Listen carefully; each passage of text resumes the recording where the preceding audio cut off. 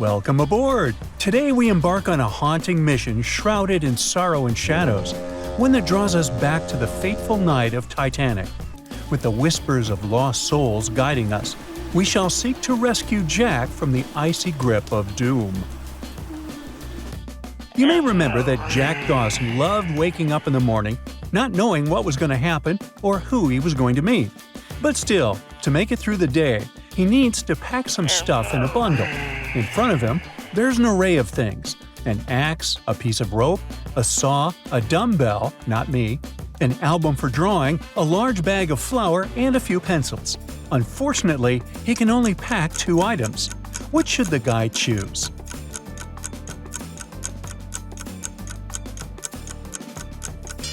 Do you remember that Jack is an artist? He should take the album for drawing and a few pencils.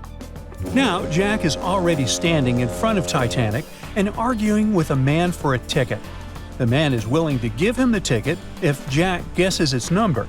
He even provides our guy with some clues. He says that his ticket number is divisible by 5, 6, and 9. Jack can choose from the following answers: 120, 150, 180. So, can you help Jack get on the ship, however dubious this decision is?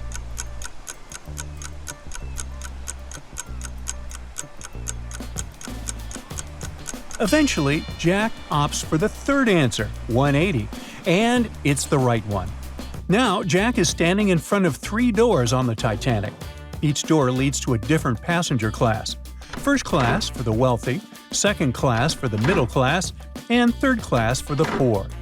To board the ship, Jack must guess which door leads to which class. There are certain signs on the doors. Door A claims, "This door is chosen by those who are ready for anything in search of adventure." Door B advises, "This door is chosen by those who are used to a calm and comfortable life." And Door C warns, "This door is chosen by those who value traveling with minimal expenses." Can you help Jack figure out which doors lead to which class and which door he should open if he can only travel in third class?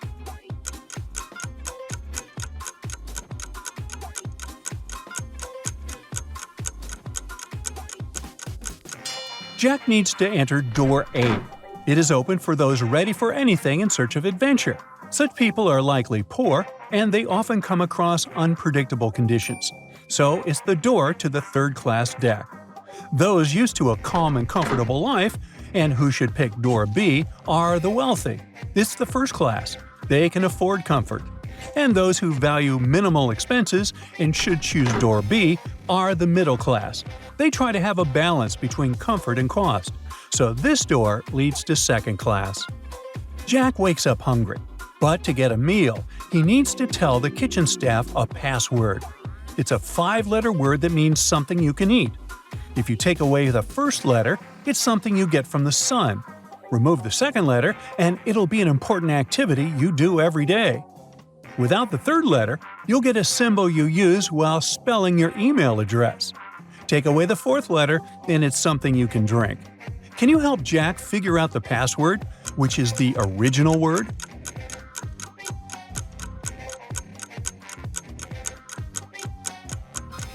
The password is wheat. After having some rest and eating a meal, Jack is walking down the ship's corridor. He wants to find his way to the party. He comes across 3 turns. On the floor and walls near each turn, Jack notices important details. At the first turn, there is shiny confetti and a feather. At the second turn, there are dirty boot prints and some coal dust. And at the third turn, there is a broken violin string. A faint echo of music can be heard from behind the corner too. Which turn should Jack take to get to the party?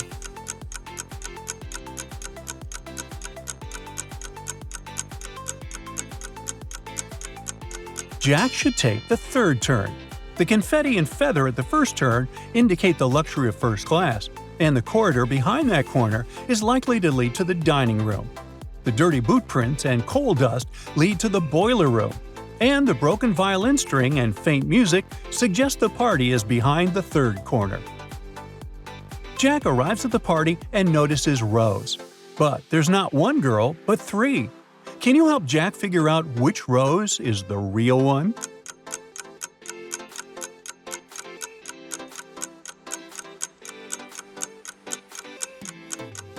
The rose on the left is actually floating above the floor, but you can easily miss this fact if you aren't super attentive.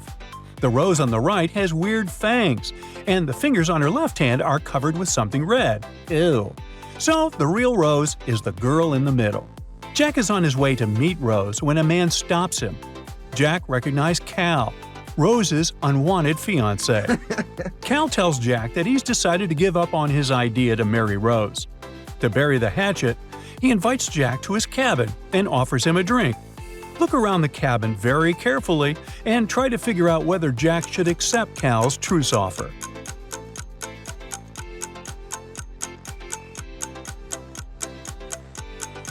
Oh, look over there, at that coffee table in the corner. See that small bottle? If you're attentive enough, you can read the word poison on the label. It means Jack's drink is most likely poisoned. Drop that glass and run away from that cabin, Jack. Run, Jack, run! Jack is in his cabin and is starting to flood. He has 3 options to choose from. He can put on a warm grandma sweater, or he can put on a life jacket.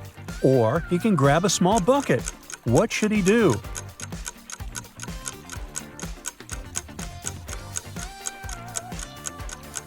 Jack should put on the warm sweater. The life jacket won't help him in a flooding cabin. In fact, it'll even make the situation more dangerous because Jack might get trapped against the ceiling as the water rises. The bucket won't help either. You can't bail out the ocean with it. As for the warm sweater, it'll help Jack retain body heat. Even if it gets wet, wearing more layers will protect the guy from hypothermia, which is critical when you're in cold water. The Titanic is sinking, and Jack is trying to escape from the lower deck. He has 3 paths in front of him. To the left, and look, a rat is running away. To the right, but water is already pouring in there. And straight ahead, where the light is flickering ominously. Which way should Jack opt for?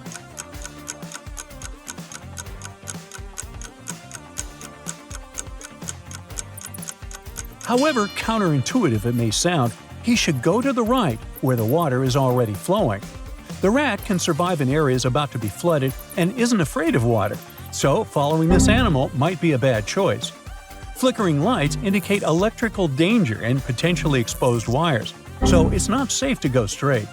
And even though the water is flowing from the right, it still might be the safest route, offering Jack a chance to escape before the area fully floods. On his way to the higher deck, Jack sees 3 people that seem to be in need of assistance: an elderly lady, a young woman, and a middle-aged man. Look at them carefully. Who is in dire need of help?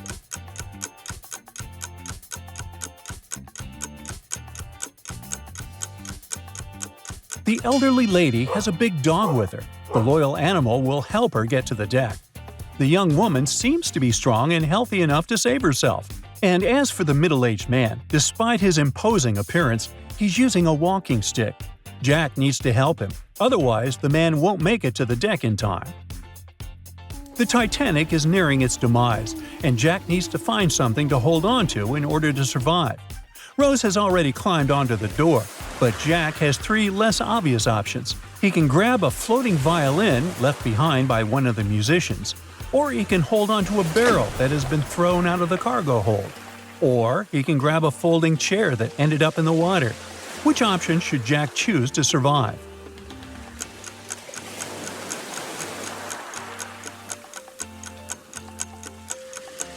The best option in this situation is to hold onto the barrel. The violin is definitely too small to support an adult. The folding chair might not be stable in the water, plus it can easily flip over. As for the barrel, it's large and buoyant enough to keep Jack afloat, increasing his chances of survival. Even if the barrel gets partially submerged, it will remain buoyant enough to support Jack's weight, helping him stay above water and preventing him from going to the bottom. And yet, we know how this turns out. Oh well. That's it for today. So hey, if you pacified your curiosity, then give the video a like and share it with your friends. Or if you want more, just click on these videos and stay on the bright side.